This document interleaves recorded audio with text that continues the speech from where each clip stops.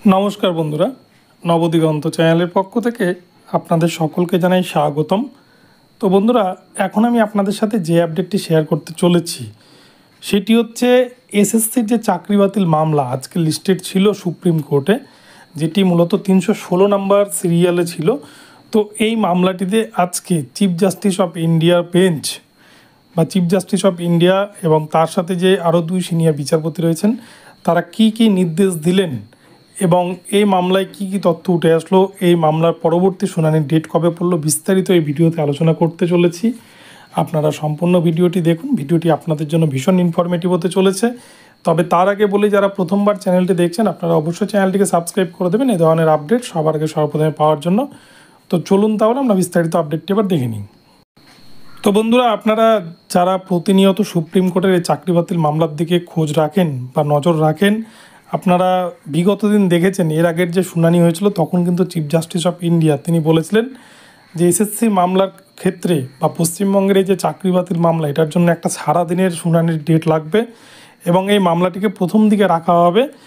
তো সেই হিসেবে কিন্তু উনি নিজের মুখেই 24 তারিখ ডেটটা ফিক্সড করেছিলেন, কিন্তু পরবর্তীতে কজ লিস্টে আমরা দেখলাম অদ্ভুতভাবে মামলাটিকে 316 নম্বর সিএলে রাখা হয়েছে এবং মামলাটি আজকে কিন্তু দেখা গিয়েছে এই মামলাটি কোনোভাবে আজকে কিন্তু উঠেনি। অপরপক্ষে 320 নম্বর সিএলে ছিল আপার প্রাইমারির মামলা, আপার প্রাইমারির মামলা কিন্তু উঠেছিল, সেটিকে কিন্তু পুরোপুরি খারিজ করে দিল।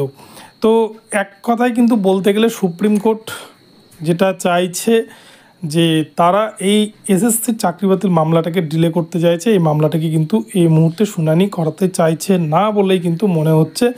নইলে কিন্তু 320 নম্বর সিএলএ ছিল আপার প্রাইমারি ম্যাটার, যেহেতু আপার প্রাইমারি ম্যাটারটা এখন নিয়োগের পক্ষে রায় দিয়েছে রাজ্য সরকারের পক্ষে, তাই কিন্তু সেই দিকেই মামলাটিকে ডিসমিস করে দেওয়া হয়েছে। কোনো মামলাটি আজকে শোনেনি আজকে কিন্তু সুপ্রিম কোর্টের প্রধান বিচারপতি ত্রয়।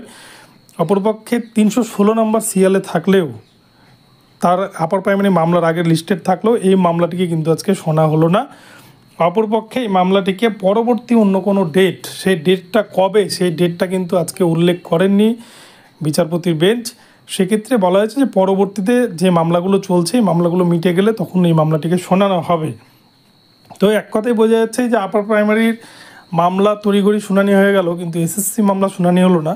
তো এক কথায় যে সুপ্রিম কোর্ট চাইছে না যে মামলাটি তড়িঘড়ি নিষ্পত্তি হোক, এই মামলাটা কিন্তু এইভাবেই চলতেই থাকবে হয়তো বছরের পর বছর, শেষে কিছুই হবে না, এরকমই একটা বিষয় এসে দাঁড়াবে। তো তবুও তার পরবর্তীতে কিন্তু একটা কম্পিউটার জেনারেটেড ডেট পাওয়া গিয়েছে, আপনাদেরকে আমি প্রমাণসহ দেখাবো এই ভিডিওতে।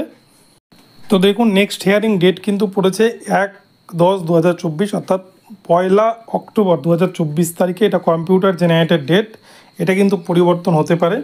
তো সেই দিন কিন্তু এখানে ডেট দেখাচ্ছে সুপ্রিম কোর্টের অফিসিয়াল সাইটে। তো দেখা যাক সেদিন শুনানি হয় কিনা, তবে শুনানি হবে বলে কিন্তু পুজোর আগে মনে হচ্ছে না।